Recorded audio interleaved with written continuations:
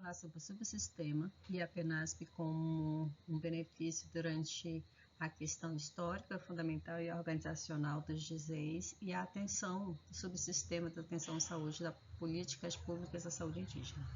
Dentro dessa contextualização, o SASI-SUS ele tem uma política muito interessante e deve ser vista e revista várias vezes quando falamos sobre saúde indígena. Por quê? Porque essa política ela é baseada em fundamentos históricos, ela tem toda uma contextualização, ela tem toda uma importância relevante na saúde dos povos originários, assim como dos povos da floresta. A questão em si do subsistema de saúde indígena, ela está compactuada dentro da Constituição Federal e é importante que os acadêmicos de enfermagem, no caso são as senhoras, devem entender um pouco que saúde indígena não se faz apenas com uma saúde complementar, mas com toda uma questão política, organizacional, estrutural e principalmente com respeito à diversidade étnico-cultural dos povos originários.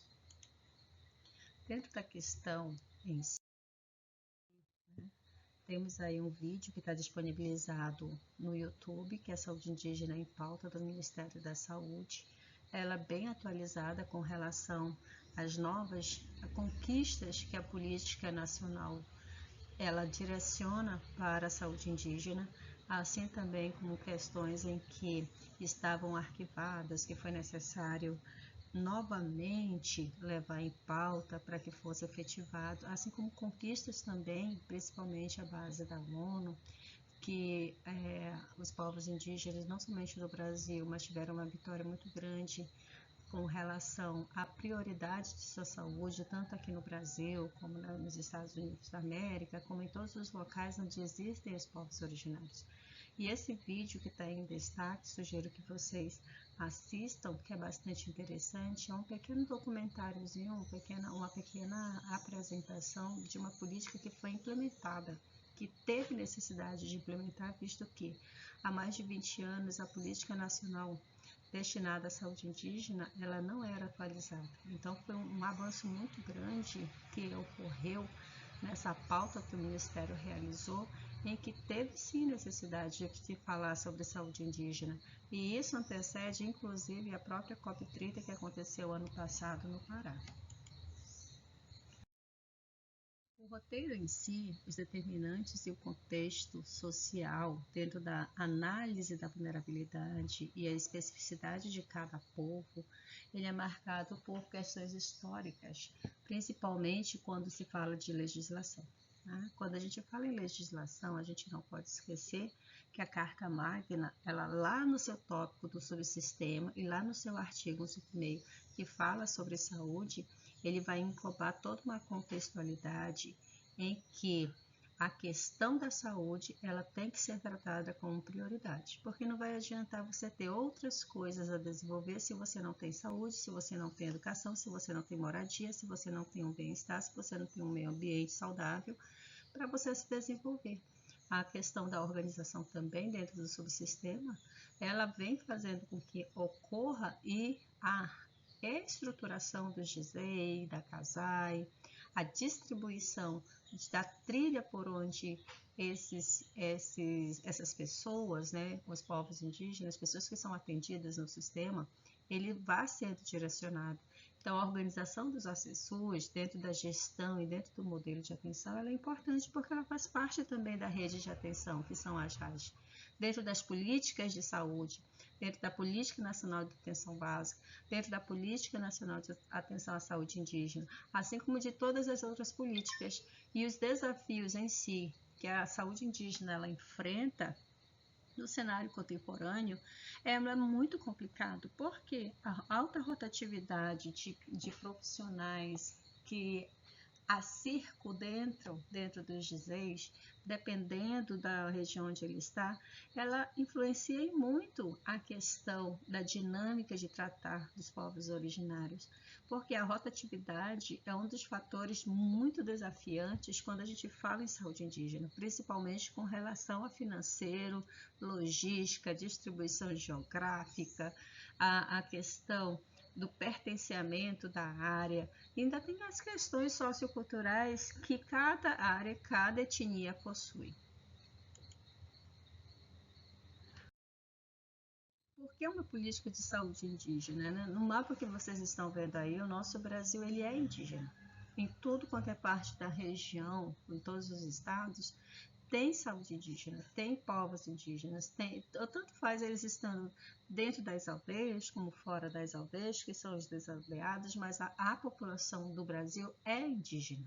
Não tem para onde a gente fugir. Por quê? Dentro dessa política de saúde, né, tem que ter a questão da diversidade, da territorialidade, das barreiras geográficas, da vulnerabilidade epidemiológica no qual os povos estão inseridos, a abordagem intercultural do que está sendo falado dentro dessa diversidade geopolítica e, enfim, a questão do desrespeito. Nós sabemos que nós temos em torno de 305 povos e mais de 274 línguas que são faladas, né, que são as famosas línguas maternas, as palavras originárias, fora o português, é lógico, ela tem uma diversidade muito grande para cada povo representado aqui na questão do mapa, né? O mapa em si, dentro dessa apresentação que vocês podem ver, ele vai direcionando quantos povos a gente tem no Amazonas aqui em destaque, que vocês podem estar vendo aqui nessa área, ela é muito vasta. A gente acha que só tem índio no Amazonas, mas não tem. A maioria da população a nível de Brasil, como vocês estão vendo, inclusive na própria São Paulo, também tem povos originários. Menor do que no Amazonas, sim, mas existe povos originários.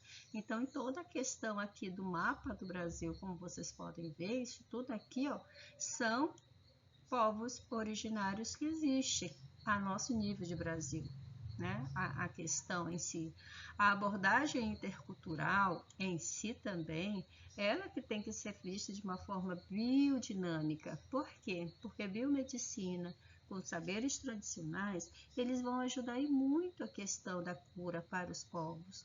Não é somente introduzir medicamentos farmacêuticos produzidos pelo homem branco, digamos entre aspas, mas fazer com que a questão cultural, o respeito cultural quanto às tradições das ervas medicinais, quanto às tradições de cura, como a pagelança, como o benzedor, como a questão de utilizar plantas medicinais próprias de cada característica, de cada região, de cada povo, da forma como ele é utilizado, é necessário para que exista essa relação harmoniosa entre a biomedicina e a medicina tradicional. Lógico que, em alguns casos, né, ocorre sim o desrespeito por parte das pessoas que fazem, dos profissionais que fazem atendimento ou que prestam assistência aos povos originários por causa do quê? Por questão preconceitual, por questão de racismo, por questões culturais, por questões de não entender que para cada povo, para cada pessoa tem uma significância diferente a questão da lida, da vida e da morte. Né? E isso às vezes dificulta e cria conflitos, inclusive com a própria equipe que faz atendimento dentro das áreas indígenas. As barreiras geográficas, como por exemplo aqui no nosso Amazonas, que aqui nós somos hidrovias, dependemos dos rios, dependemos da estação dos rios. É diferente de uma outra região, como por exemplo Tocantins, né? Como por exemplo São Paulo, como por exemplo Bahia, que vai de carro, que vai de estrada, que vai de qualquer outro meio de transporte que não dificulte tanta acessibilidade, assim como aqui no Amazonas, no Acre, Roraima, no Pará, no Amapá, né? Que nós temos essa diversidade equatorial florestal em si, ela vem dando essa dificuldade também com a questão de garantir a qualidade da assistência. E essa vulnerabilidade, principalmente essa dificuldade, digamos assim, ela faz com que a prestação de serviços dentro da área indígena ela se concentre no seu apoio, como por exemplo os agentes comunitários, os agentes indígenas de saúde, os AIS, que são os olhos, que são os braços, que são o apoio da equipe de saúde dentro da área indígena, dentro da aldeia, digamos assim. Por quê? Porque nem sempre a equipe de saúde ela fica dentro da área, ela fica num polo e quem fica na área são os agentes comunitários e os AISAN, que são os agentes de saneamento, que são os braços da equipe em si. Mas essa abordagem de diversidade, dessa coexistência, como a gente fala da vulnerabilidade epidemiológica, porque deixamos de ser, meados de 1980, a um país que era movido por epidemias, por endemias, digamos assim, né? Que deixamos de ser ter o maior índice de morte por endemias e passamos a ser um país com doenças crônicas. E isso está atingindo muito também os povos originários. Por exemplo, tem tribos indígenas que o alto índice de suicídio entre a população jovem é muito alta. Mas por que que isso acontece? Por que que isso está sendo levado em consideração e deve ser levado em consideração? O que está levando esses jovens dessas tribos a cometerem suicídio? Lógico que também existe a questão das mudanças ambientais, as mudanças de comportamento, o contato maior com o narcotráfico, a questão de grilos de terra, né, fazendeiros, conflitos por terra. Então tem uma N situações que está levando os povos originários a essa vulnerabilidade impactante. E às vezes a nossa cabeça ela só percebe aquilo que quer perceber. Por exemplo, a gente subjuga, tem a mania de subjugar o pensamento, a cultura de outra pessoa. Mas será se a gente se colocando naquela posição não agiríamos da mesma forma, né? A vulnerabilidade em si, dentro dessas existências, está fazendo mudanças de hábitos alimentares, estão fazendo os povos originários morrerem por diarreia, como aconteceu no caso dos Yanomamis, diarreia, vômito, parasitose, que são doenças preveníveis, mas que, né, decorrência dessa modernidade toda, de mudanças de hábito, mudanças de habitat, mudança do meio ambiente, está atingindo diretamente os povos originários.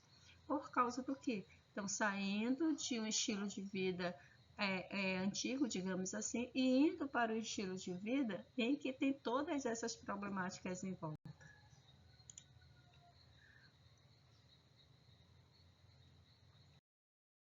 Os marcos históricos, dentro das normativas em si, né? Em 1988 a 1990, nós tivemos as bases constitucionais e legais, que no caso a Constituição Federal, que reconhece os direitos dos povos originários, né? A Lei 8.080, que cria o SUS dentro da universalidade, que se aplica também aos povos originários. Querendo ou não querendo, a Constituição, ela outorga direitos, ela dá esses direitos, ela faz com que haja essa ampliação de direitos em si. A Lei Arouca, a Lei 9.836 e o Decreto 3.156, que foram instituídos posteriormente dentro dessa Constituição em si, né, ela institui o SAS e SUS e definem o DISEI como base territorial. Em outras palavras, o DISEI, digamos assim, que ele é uma UBS direcionada a uma determinada localidade, né? Tem todas as estruturas organizacionais, tem as suas hierarquias, tem os seus comandos, tem as suas diretrizes, tem os seus departamentos, tem toda uma questão em que ele precisa trabalhar a atenção básica. Então, o DISEI em si, ele é uma grande unidade básica que concentra, uma secretaria que concentra os plenos poderes também para direcionar pessoal, para ter medicação, para ter vacinação. Então, essa instituição dentro da Lei Arouca e do Decreto 3.156 foi fundamental. Para quê? Para que fosse reconhecido e fosse institucionado e fosse efetivado, acima de tudo, os direitos concedidos e reconhecidos lá na Constituição Federal. Já a PENAB de 2012, a PESNAP, Portaria 254, que ela direciona as diretrizes de atenção diferenciada e integral a esses povos. Então, é uma puxando a outra. É uma complementando a outra, né? Assim como nós temos a PENAB, que vai pegar a atenção básica para a população do Brasil, a PNASP ela vai contemplar os povos indígenas, os povos originários dentro da Política Nacional de Atenção Básica. Ela vai pegar toda essa contextualidade, mas também a saúde indígena ela não se visa apenas na atenção básica, ela executa também urgências e emergências. Por quê? Porque dependendo da situação, ocorre urgências e emergências também dentro da área, né? O foco é fazer a atenção básica. Assim como ocorre a atenção básica no nosso bairro, na nossa rua, na nossa comunidade, na nossa cidade, na atenção indígena, os DISEIs, os polos bases e as casais são para fazer o quê? São para fazer essa integração dos povos indígenas dentro da rede de assistência à saúde, que são as RAIs. E para isso é necessário ter políticas direcionais. A criação da CESAI, com o decreto 7.336, ela assume essa gestão. Ela vai assumir essa responsabilidade, né? Ela deixa de ser centralizada na FUNASA, e olha que a FUNASA tem um papel muito importante na questão da saúde indígena, porque além de trabalhar a saúde, ela trabalhou também muito o saneamento básico.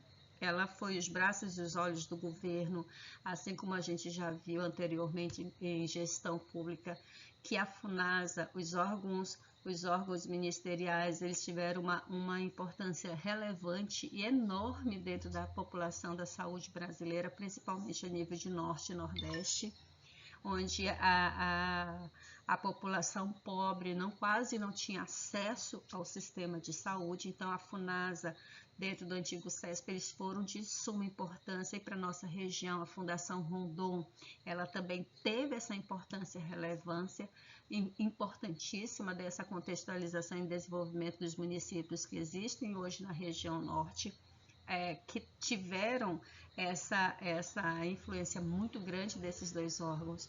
Então a CESAI em si, ela veio assumir um papel direcional. Não quer dizer que a FUNASA deixou de existir. A FUNASA ela se tornou o braço direito da CESAI para quê? Para se fazer saúde, principalmente saúde na atenção básica e saúde no saneamento básico.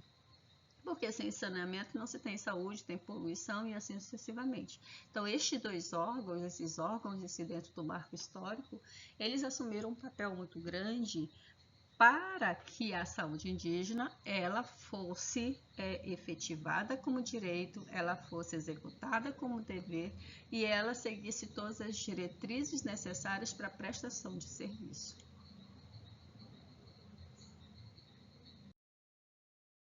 A atenção diferenciada como pilar central, ela reconhece a eficiência da medicina tradicional, né? Em Brasília, se eu não me engano, salvo engano, é Brasília ou é Goiânia, que tem um hospital que ele só trata as pessoas com plantas medicinais, né? O chazinho que a gente toma para dor de barriga, que a nossa mãe aprendeu com a nossa avó, que aprendeu com a bisavó, que aprendeu com a tataravó, ela vem dessa questão tradicional. Muitas medicações que a gente conhece hoje como medicamento farmacológico fabricado no laboratório tem suas origens em plantas medicinais, como por exemplo o anador, o anis, o buscopan, né? Até a própria medicação de malária, salvo engano, a cloroquina ou a quinina, uma coisa assim, não estou bem lembrado o nome, qual das duas é, mas elas são derivadas de uma planta, e essa planta ela vai tratar malária, ela vai tratar o parasita da malária, né? E é uma planta. Ou vocês achavam que ela foi criada em laboratório? Ela não foi criada em laboratório. Ela foi extraída da natureza mediante a tradição de que se tratava malária com aquilo. Às vezes, na época, eu não lembro direito a história da medicação, mas era para tratar algo que estava acontecendo durante o ciclo da borracha no estado do Amazonas, onde teve muitas pessoas indo e vindo dentro desse fluxo, e o período também que se desenvolveu o nosso estado, ele foi influenciado por várias culturas, incluindo a africana, né? Porque dentro da etimologia da malária e da dengue, sabemos nós que esses dois mosquitos, esses dois parasitas, eles não são característicos da nossa região, não são do nosso estado, eles vieram para o nosso estado através do processo de colonização.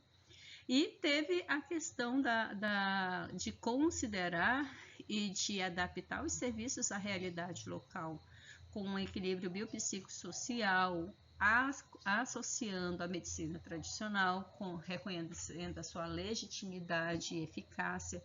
Organizou os distritos em si dentro dos territórios, faz articulação com o SUS, usa a intersetorialidade como saneamento, ambiente, terra, educação para consolidar os direitos dos povos indígenas e também trabalha a equidade como um modelo diferenciado, não com muitos privilégios, mas com forma de garantir uma igualdade real e legal, né? Então, a saúde indígena em si, dentro dos fundamentos principais da PENASP, é sim fazer uma atenção diferenciada e dar a credibilidade e a igualdade como um todo.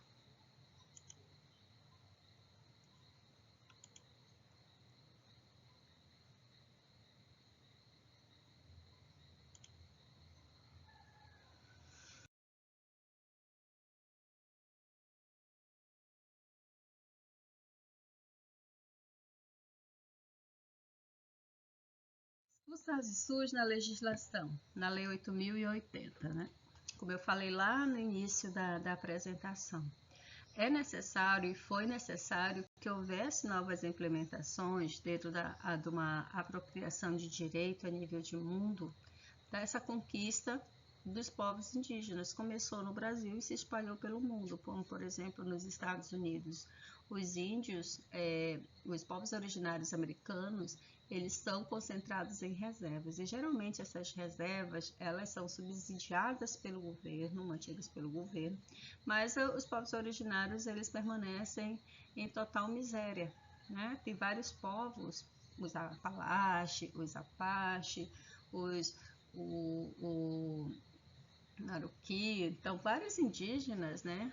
Eles moram em reserva e geralmente essas reservas elas são subsidiadas, às vezes eles estão passando fome lá e não tem o que comer, né? Por quê? Porque são relegados à margem da sociedade, isso dentro da própria história do país em si, que teve toda aquela questão de avanço do ouro, que teve que matar vários povos, teve aquela questão do faroeste, que os filmes retratam de uma forma romantizada, mas que não foi, né? Então, a questão em si da saúde, graças a esse projeto que foi aprovado pela OMS, que se espalhou para o mundo, ela torna obrigatório se trabalhar, né, com prioridade a questão da saúde dos povos originários. Então, isso daí que saiu do Brasil, que foi aprovado dentro dessa Assembleia, que é de se vangloriar, né, de se exaltar mesmo, que atingiu não somente os nossos povos originários, mas também os povos originários do mundo inteiro, ele teve essa importância muito grande. Para quê?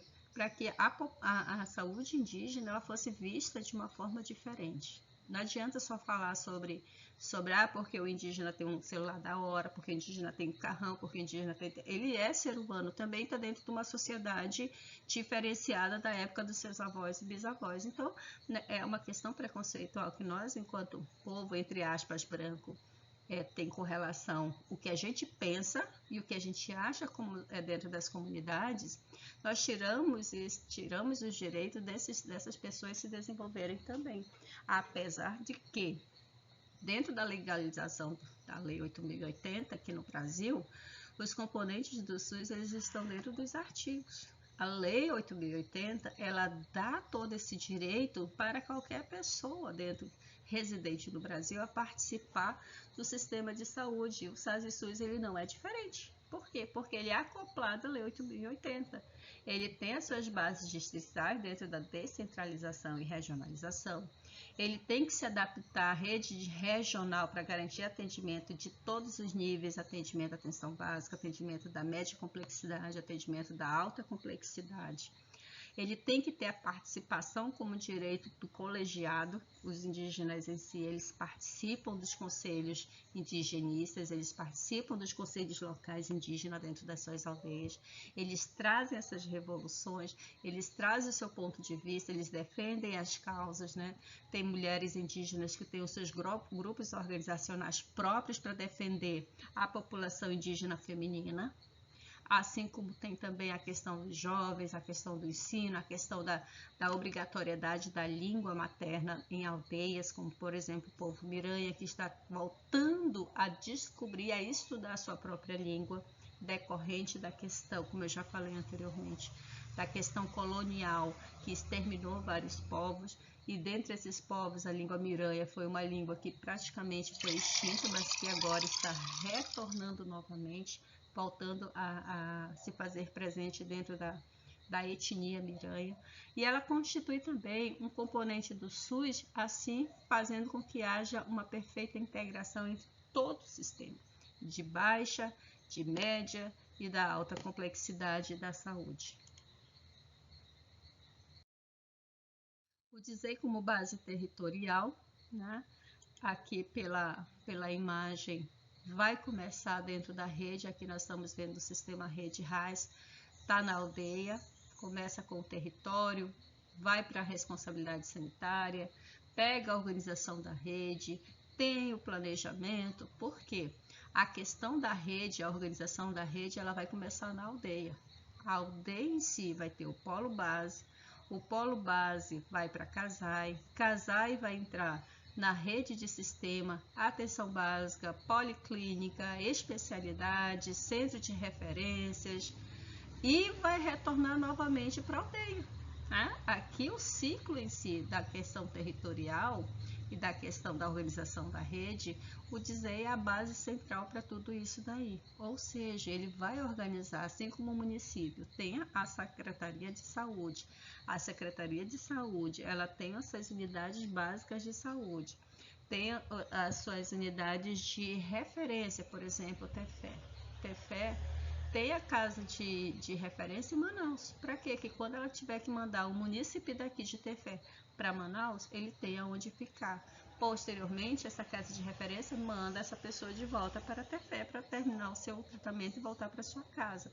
A organização da rede, principalmente dentro da rede de assistência à saúde, o DISEI, ele tem um papel importante organizacional, estrutural e direcional.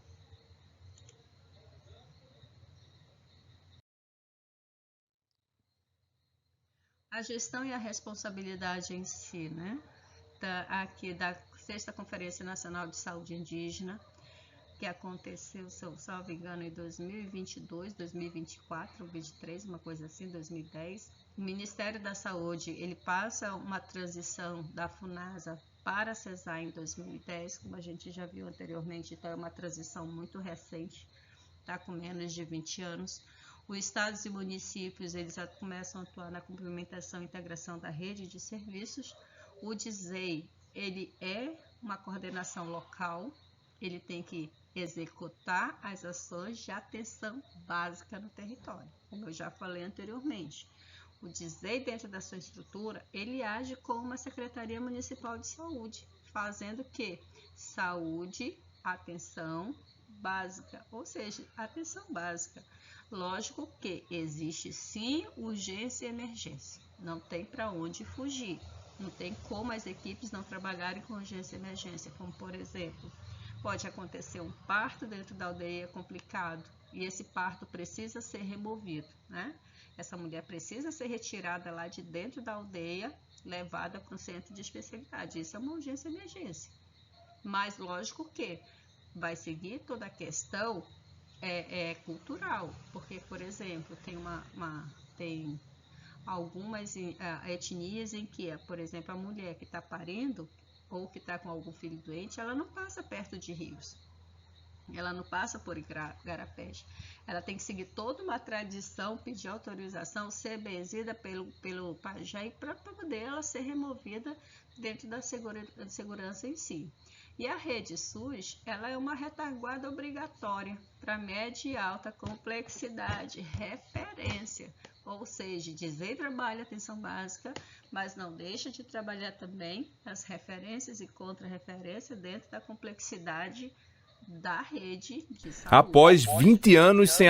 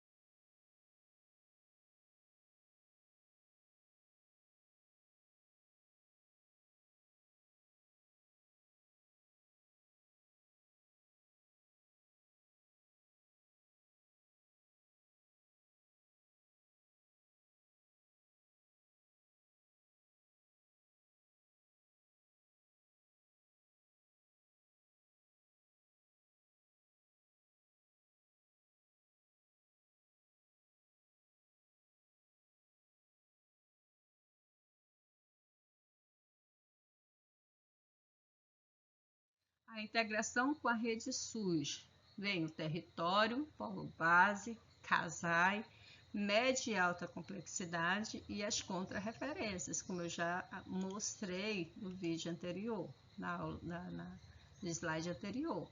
Ele vai seguir o fluxo, começa lá na aldeia, vai para o polo base encaminha para CASAI, CASAI encaminha para as referências, e as contrarreferências, hospital, policlínica, CAPS, aonde for necessário, e daí a pessoa volta, né? O indígena tem que voltar de novo para sua casa. A integração em si não é deixar a pessoa solta, mas sim dar uma resposta para um problema que foi observado e que foi tentado ser resolvido. Os conselhos distritais dentro do CONDISE, da questão de informação em saúde, também os CONDISES como conselho participativo na questão social, né, que é o controle social, CONDISE, os conselhos locais e a governança participativa, ela é importante dentro do polo, tá? Dentro da aldeia, dentro da organização estrutural. Assim como tem os conselhos de saúde, a nível de Secretaria Municipal de Saúde, as aldeias indígenas, elas têm os conselhos locais, tem o conselho distrital, que é o CONDISE, que ele vai trabalhar todos esses conselhos menores, dentro também da paridade, a questão da paridade, que é de 50% usuário, 25% profissional e 25% gestão, ela, assim como existe na rede básica, no município, na saúde indígena também tem a participação dentro da paridade dos conselhos, a participação social. E a questão do usuário em 50%, ela está dentro das diretrizes e normas legais também. A distribuição dentro da prova, os plano distrital, a fiscalização de conta e gestão, e tem uma importância relevante para a questão política dentro da real necessidade do local. Então, participar dos conselhos do controle social e participação social dentro das reservas indígenas, dentro da saúde indígena, dentro das aldeias, ela é importante sim. Por quê? Porque aí vai valorizar muito mais a população e principalmente atender o que realmente a população indígena quer. Os desafios atuais e o fortalecimento, nós vamos ter a questão acesso e logística, que é garantir insumos e transporte em áreas remotas, por exemplo, no lado dos Yanomamis, lá para cima, para Roraima, que às vezes muitas aldeias só têm acesso por helicóptero, e helicóptero não sai barato, né, porque é toda uma logística em si. Aqui do lado do Amazonas, digamos que nós temos localidades em que você vai passar praticamente mais de 12 horas dentro da voadeira para chegar, como no caso de Itamaraty. Itamaraty tem aldeias em que a equipe para chegar lá é quase um mês, só para chegar em algumas aldeias indígenas. Leva muito tempo dentro de voadeira, não tem outro jeito. Por quê? Porque tem lugares que são difíceis, São Gabriel da Cachoeira, que a logística em si, o perfil em si do local, que é cachoeiras e mais cachoeiras, né, para chegar em áreas remotas, que a equipe tem que colocar barco na costa, levar esse material e posteriormente voltar tudo de novo. Recursos humanos, como eu já falei anteriormente também, que não é um recurso humano fixo, né? Tem uma rotatividade de recursos humanos que atrapalha muito a questão do desenvolver das ações, assim como a questão político-partidária, porque às vezes a maioria dos dizeres ele opta em fazer a questão político-partidária, e isso influencia muito a qualidade da saúde indígena, e as equipes em si na questão de não conseguir entender a cultura indígena, né? Porque vai com uma mentalidade muito biomedicinista, que é só o que eu quero, só a medicação que eu quero usar, só isso daí, e desvaloriza a questão da cultura e cria atritos entre a população atendida e a equipe de saúde, fazendo com que haja essa dificuldade nos recursos humanos. Gestão e financiamento dentro da comunidade administrativa orçamentária. O DISEI também recebe as verbas federais para que haja o pagamento de pessoas, a ativação de insumos e assim sucessivamente. Perfil epidemiológico com cargas infecciosas e persistentes, além da cronicidade existente em algumas áreas. Determinantes e saneamento básico, segurança territorial e contaminação, no caso dos garimpos ilegais, no caso da invasão de terra por grileiros, por fazendeiros, a questão da contaminação do solo, a questão de uso de agrotóxico. Então tem muita coisa em volta, né? Tem muita dificuldade que vai fazer com que a saúde indígena tenha esses desafios exorbitantes. Diálogo intercultural também, como pesquisa, ética de pesquisa e respeito das medicinas tradicionais, né? É porque eu gosto desse daqui, eu vou levar. Sabendo, nós que tem a biopirataria, tem a questão de tratamentos que não podem ser feitos com medicamento, sem uso prévio, aquela questão de fazer uso fruto das plantas medicinais, que achar que ninguém tem direito a nada, e assim sucessivamente. E os caminhos do fortalecimento dentro do planejamento, da ascendência, da qualificação de formação e articulação intersetorial. Em síntese, em si, né, a PNASP operacionaliza a equidade do SUS dentro de um modelo territorial, intercultural e participativo, como qualificador a integração da rede local e mecanismos de fortalecimento, que é o controle social. Tá? A situação em si da saúde indígena, ela é complicada, mas está dentro de todas as bases legais, está dentro de uma assistência, está dentro de uma lei, está dentro de uma realidade em que todo território tem, cada um dentro da sua especificidade, da sua dificuldade, dos seus desafios e de toda a sua questão em si. Né? Ficamos por aqui e tenham um bom estudo.